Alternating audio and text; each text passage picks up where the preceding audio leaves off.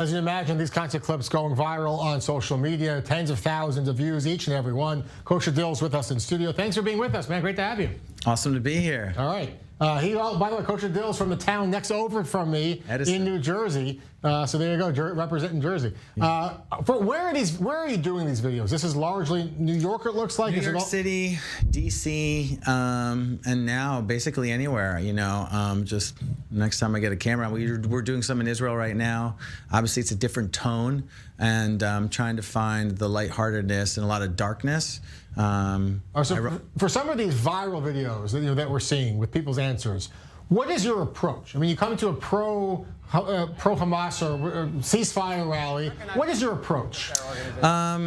You know, the cool thing that I realized at all of these rallies is that after and before the rally, Jews or Palestinians or supporters of any side all get coffee from the same places, and they just literally bring them in. And so everyone really going thinking they're doing the right thing, and people feel just in their cause, you know. So for me to just go out there, and I'm interviewing people that are happy to be there, and so I'm happy to be there, you know. So it's kind of just like we're having a decent conversation now because we want to be here. But you're also, I mean, you ask great questions. You're a great journalist because you're asking just very basic questions. Do you know that by asking very simple questions, you're going to expose the ignorance of these people? Kind of, and I'm also, I don't know, I guess ignorance is bliss is the saying. I'm a little bit ignorant too. You know, I didn't realize that. I took a journalism class in high school, you know, that was about it. I think I wrote an article about the cross-country team. And you know, just asking normal questions that you would ask anyone with any relationship. You're like, well, I asked this one guy, I'm like, is that a Hezbollah shirt? And he's like, yeah, you know, and I'm like, all right, this is gonna be lovely. And I'm like, you know, do you think Hezbollah's wussies that they didn't join the war? And he's like, well, and then he just, you know, goes off on a tangent. And the girl who, when you asked about where Jews should go back to where they came from, where they got their second citizenships, let's just ask, I didn't know, do all, I mean, that's a good question. Do all Israelis have second citizenships? I'm American Israeli, but people from Yemen can't go back to Yemen, especially when she thinks it's all Europe. So we all know, you know, many of us know, not the whole world, but they've expelled Jews out of all the countries in the Middle East and North Africa. I mean, they hate Israel. They have a hatred of Israel. We can argue about anti-Semitism if they hate Jews, but they don't. Sure. They blame Israel. They hate Israel. They're anti-Israel. Sure. But as you point out, I mean, they're nice to you. Like they're not. Like it's off. Do you try and be off-putting and friendly? I try to be nice to everybody. Like you're exposing let them go back to their other country. You know, Hamas had the guts to do it. Good for them. They're saying these things with a smile on your face to you. You know. You know, the one guy says they should stand up for, it was at the end of one of the videos, one woman was responding in Spanish. She goes, standing up, like, killing the occupier, they should be applauded. And I remember that, and I was like, wow, I really like this guy's shirt. So I like your shirt. And he goes, thank you very much. What do you make of that? That they're coming to these rallies, they're chanting the slogans, and you know they don't.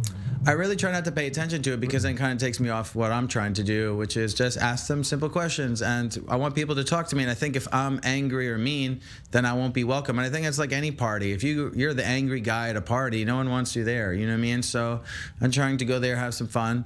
And my thing is, you know, I want to be there just as much as they do, but I just have a couple more questions than they might have. Yeah. And I think that's valid for any. Why is there a party happening here? Why was it invited to this party? What's the cause of it? Okay, cool. You know, and then you get some interesting experiences. Why do you think they're there? I mean, they're not there because of deep knowledge of the situation. What do you think's driving them? I think society as a whole, we all want to feel like we're part of something, and a lot of people have something that's called, I think, survivor's guilt, maybe, that they feel like, you know, I'm too privileged, or that they haven't experienced a war in their lifetime. I think that's something that's really common.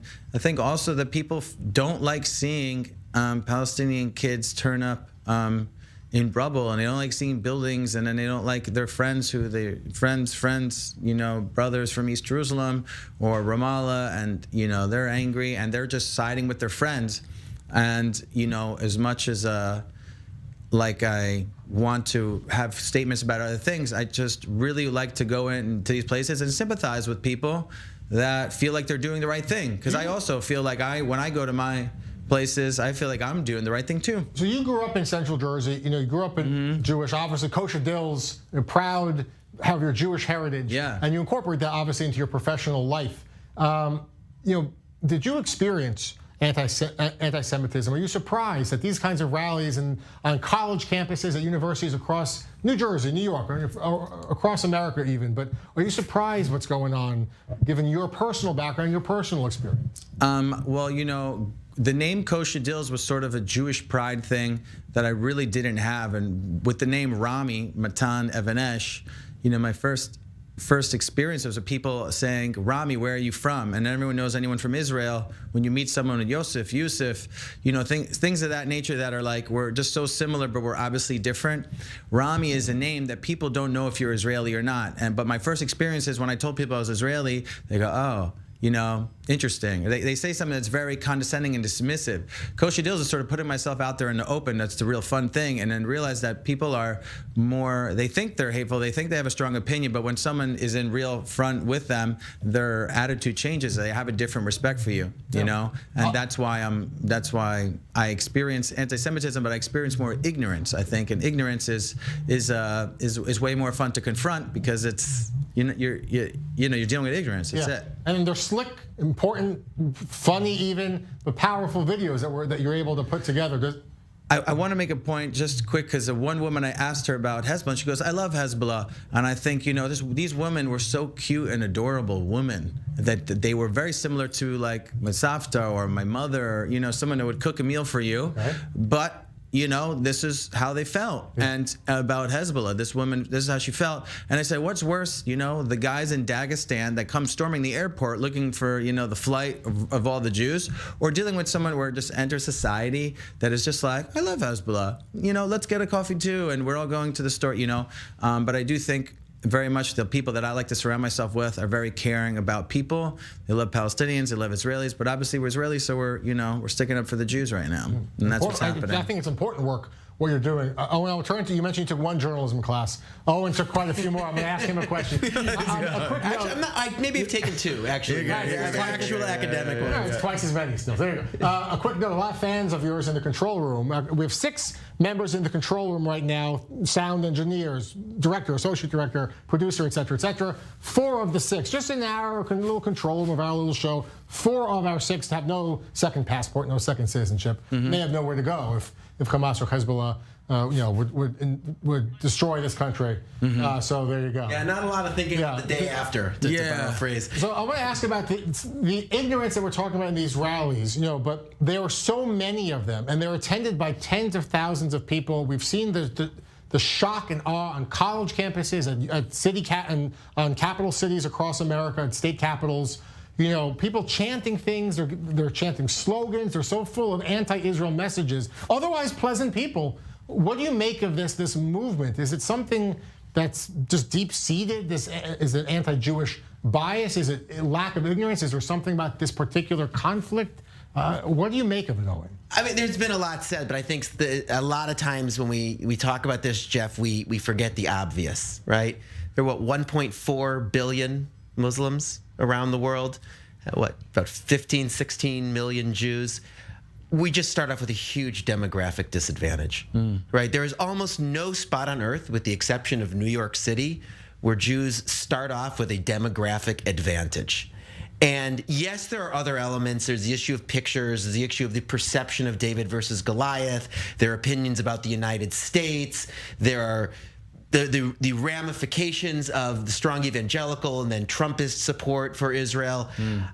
But at the end of the day, you can't ignore the demographics. And that has a huge effect, because think about how many personal interactions there are, right, with 1.4 billion people versus how many personal interactions there are with 15 million. We start off with a massive, massive disadvantage.